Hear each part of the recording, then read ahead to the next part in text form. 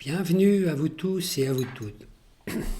Alors je vais continuer aujourd'hui ce cycle de petites vidéos sur l'alchimie en vous parlant aussi du double dont j'ai parlé aussi déjà dans pas mal de vidéos, notamment dans le cycle de 7 vidéos que vous trouverez sur ma chaîne YouTube.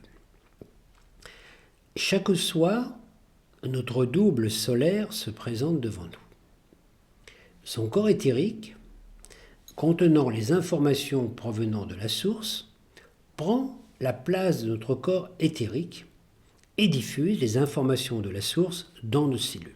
C'est donc une forme de réinitialisation. Pendant ce temps, notre corps éthérique se libère de notre corps et s'unit à notre double et s'en va dans le plan astral pour chercher des informations. Si au moment de nous endormir, nous avons des pensées négatives, des angoisses, des peurs, nous nous rendons dans le bas astral où est la cause de cette problématique. Les pensées sombres nous attirent donc dans cet astral, là où demeure notre partie sombre, et les tentateurs qui nous nourrissent de mensonges concernant la fin du monde, les guerres, l'apocalypse, et nous faisons des cauchemars. Si au moment de nous endormir, nos pensées sont belles et joyeuses, nous sommes attirés dans le haut astral pour y découvrir des informations qui nous sont utiles dans notre réalité pour concrétiser nos rêves et nos projets. Le matin, le processus s'inverse. Le corps éthérique de notre double, qui était installé dans notre corps, se libère en emportant les informations résiduelles de nos mémoires cellulaires. Et après s'être connecté au double, son esprit, il enregistre les informations dans le plan causal, qui ainsi le père est au courant de ce qui est inscrit comme programmation dans notre inconscient. Notre corps éthérique, lui, se libère du double et rempli des informations glanées pendant la nuit, reprend la place dans notre corps et enregistre les informations dans notre inconscient. Pendant la journée, la Lune déclenche des événements et des rencontres afin de réveiller ces informations glanées pendant la nuit. Et si nous avons flâné dans le bas astral, il est fort probable que des nouvelles médiatiques ou des paroles, lues ou entendues, viennent confirmer ce que les tentateurs ont diffusé dans notre corps. Si nous donnons foi à celles-ci en les partageant, nous participons ainsi à maintenir en place la matrice d'illusion dans laquelle nous nous enfermons nous-mêmes et nous créons notre réalité. Exemple, si vous avez écouté des informations médiatiques qui vous parlent de chômage, de crise financière, etc., vous vous endormez avec ces pensées. Vous allez, donc pendant la nuit, votre corps éthérique va aller dans l'astral, dans ces endroits où il y a ces forces sombres qui diffusent ces informations, et vous allez faire des rêves cauchemardesques, des cauchemars sur la fin du monde, les crises, etc. Donc vous allez vivre comme si vous alliez anticiper un peu un futur qui vient. Et quand vous allez vous réveiller le matin, vous allez dans la journée peut-être écouter des informations par les journaux, par la télévision, la radio, qui vont confirmer ce que vous avez vécu pendant votre nuit. Ça va vous réveiller un petit peu l'information qui a été enregistrée pendant la nuit. Et vous allez en parler autour de vous, à vos amis, vos parents, etc. Et puis il va y avoir des colloques, puis il y a des gens. Voilà. Donc vous allez créer un égrégore de personnes qui pensent comme vous. Et quand cet égrégore est suffisamment puissant, il se manifeste en tant que réalité. C'est-à-dire que, par exemple, le scénario apocalyptique que vous avez vécu pendant la nuit va devenir une réalité parce qu'il y a suffisamment de personnes qui ont pensé que c'était une réalité. La pensée est créatrice. Le processus est identique avec le plan de la lumière. Si vous allez dans le haut astral, vous ramenez des belles informations, le processus est le même. La concrétisation va se faire. Donc, au fur et à mesure de nos voyages nocturnes, notre âme, psyché, peut se libérer des vieux schémas du passé jusqu'à retrouver l'éros, la manifestation du Père, l'amour. Et à partir de là, psyché, notre âme s'unit avec Eros et la force d'amour, et tout notre corps cellulaire est élevé en vibration. L'union, corps, âme, esprit, se concrétise. Le Père joue en nous en chaque instant. Nous accomplissons sa volonté qui n'est pas une loi imposée comme un dogme restrictif, mais qui est la volonté première, celle qui nous apporte tout ce dont nous avons besoin pour jouir de la vie. Lorsqu'on réalise que le Père est actif à chaque instant, cela donne un état d'esprit de perception et de compréhension que la réalité dernière, et en toute chose visible, est le Père, et qu'elle est belle, parfaite, et que toutes les choses contraires à la beauté, à l'harmonie, la santé, l'abondance, sont des créations de la pensée erronée de l'homme. Le Père donne le pouvoir de créer et de penser, mais c'est la pensée humaine qui va créer toutes les dichotomies qu'il peut y avoir dans notre vie. Donc on peut dire que notre monde tel qu'il est, avec toutes ces problématiques sur la Terre, les guerres et tout, n'est pas le fruit de la volonté divine, mais de la volonté humaine qui a interprété et modifié la volonté divine.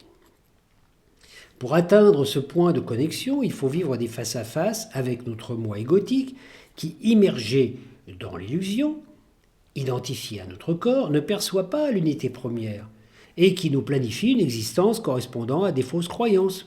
On réagit contre un tel, on lutte contre un tel, on se débat, on juge des coupables, on exige la justice. Les guerres intérieures prennent de l'ampleur dans nos cellules, se répercutent dans nos familles et se répandent dans les ethnies et dans les nations. L'ego résiste.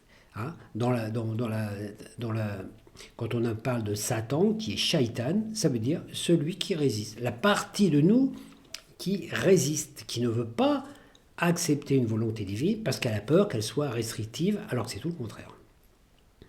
Le Père ne connaît rien de nos guerres, mais il perçoit le stress dans nos esprits et dans nos corps, mais ne peut rien faire tant que nous n'arrêtons pas de nourrir ses idées.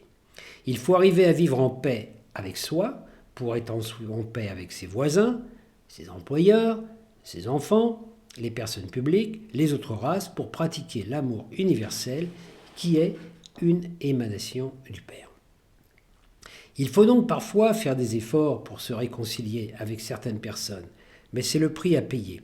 Et il ne faut pas oublier que la discordance avec celle-ci n'est pas un produit du hasard, mais qu'il y a une cause cachée, et donc supprimer la cause fait disparaître l'effet.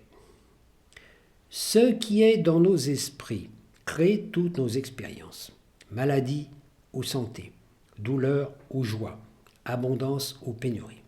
Chacun récolte ce qu'il a semé. Mais quand des mauvaises récoltes se présentent, il ne faut pas chercher ailleurs qu'en nous. Il faut accepter ce qui est et veiller à nos prochaines semences.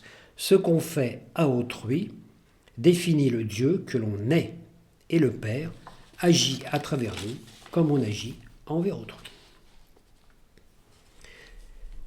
Quand on donne quelque chose à quelqu'un, il faut être sincère, ne pas le regretter. Si vous donnez de l'argent à quelqu'un et qu'ensuite vous le regrettez et vous pensez que cet argent va vous manquer, vous créez cette réalité. Le Père en vous qui était prêt à remplir ce vide ne peut pas agir puisque vous avez scénarisé autre chose. Pensez que la vie est difficile, qu'elle est une lutte continuelle, que l'avenir est sombre, et vous créez cette réalité. Nos pensées limitées nous amènent à imaginer des mauvais lendemains qui n'auraient pas eu lieu. Si vous avez par exemple une facture à payer dans 3 mois, demeurez confiant. Soyez persuadé que d'ici l'échéance, une opportunité viendra à vous pour payer cette dette, sans même savoir comment. Mais gardez foi, voyez, percevez le résultat que vous voyez. Et le résultat que vous voulez, là, c'est de pouvoir payer cette facture. Vous ne savez pas comment aujourd'hui. Inutile donc d'envoyer des scénarios qui vont créer des obstacles. Vous savez que cette facture doit être payée. Qu'elle sera payée, vous faites confiance. Et à partir de là, vous apercevez que les opportunités arrivent et que des opportunités que vous n'auriez même pas pu imaginer. Avoir la foi, c'est être certain du résultat sans avoir aucune garantie antérieure. Si vous imaginez par contre que vous n'aurez pas l'argent, vous vous inquiétez à l'avance, vous scénarisez un mauvais futur qui va interférer dans votre présent parce que ça va vous provoquer des angoisses Et vous allez avoir des attitudes, des réactions et tout, qui font que vous allez vous éloigner et que vous ne pourrez pas régler cette facture parce que vous avez créé des dissonances en vous. Au moment où l'opportunité de régler cette facture se présente à vous, votre esprit est préoccupé par autre chose et vous ne vous apercevez pas de l'opportunité qui vous est proposée. Il faut donc s'entraîner avec vigilance pour ne jamais imaginer ou créer des choses dont vous ne voulez pas, des situations que vous ne voulez pas vivre. L'inquiétude pour le lendemain crée de mauvais lendemains. L'univers tisse notre réalité. Dès que vous demandez, soyez convaincu que vous êtes exaucé, ne doutez pas, reconnaissez cela comme un fait établi, et c'est au moment où vous demandez que vous soyez entendu par le Père, qu'il met tout en place pour vous exaucer. N'imaginez rien, ni comment cela va se réaliser, ni quand, restez à l'écoute. Les signes et les synchronicités se manifestent. Dans notre monde, il faut un certain temps entre le moment où l'on demande et le moment où la chose se concrétise. Cela est dû à l'espace-temps. Donc, comme il faut un certain temps pour aller d'un point à un autre, et voilà. Et puis il y a aussi la lourdeur de la matière. La matière prend un certain temps pour s'organiser en forme. Et c'est pendant ce moment-là qu'il faut garder la foi. C'est exactement la même chose quand vous commandez un produit sur Internet, par exemple sur Amazon. Vous payez le produit, on vous dit qu'on va vous envoyer le colis, ça va demander un certain délai. Mais vous ne doutez pas sur le fait que le produit va vous arriver. Une fois que vous avez payé, vous considérez que la chose est acquise. C'est la même chose au niveau divin. Quand vous avez demandé, remercié, affirmé, restez confiant, la chose va venir par des voies parfois imprévues. Quand la réponse vient du céleste, elle passe automatiquement du corps causal vers le corps mental, votre intellect, puis émotionnel, sensoriel. Et si vos corps subtils sont remplis de contradictions, cela ralentit le processus et peut même le bloquer. Quand vos corps subtils sont purs de toute scorie, mentale, émotionnelle, sensorielle, votre demande est exaucée dans l'instant, comme l'a démontré Jésus. Or, nous vivons une période où nous entrons dans l'ère du Verseau, et pour entrer dans l'ère du Verseau, comme je l'ai déjà explicité, nous devons nettoyer nos écuries d'Augias. C'est le 11e travail d'Hercule. C'est-à-dire que nous devons nettoyer notre corps mental, notre corps émotionnel, notre corps éthérique et aussi notre corps physique de toutes les pollutions que nous avons pu y intégrer, les mensonges, les croyances, etc. pour qu'ensuite, vous pensez une chose et la chose se matérialise rapidement puisqu'il n'y a plus de ralentissement vibratoire entre les choses. Vous voyez, aujourd'hui, par exemple, s'il n'y avait pas l'espace-temps qui provoque ce ralentissement vibratoire, vous pensez une chose, vous le devenez.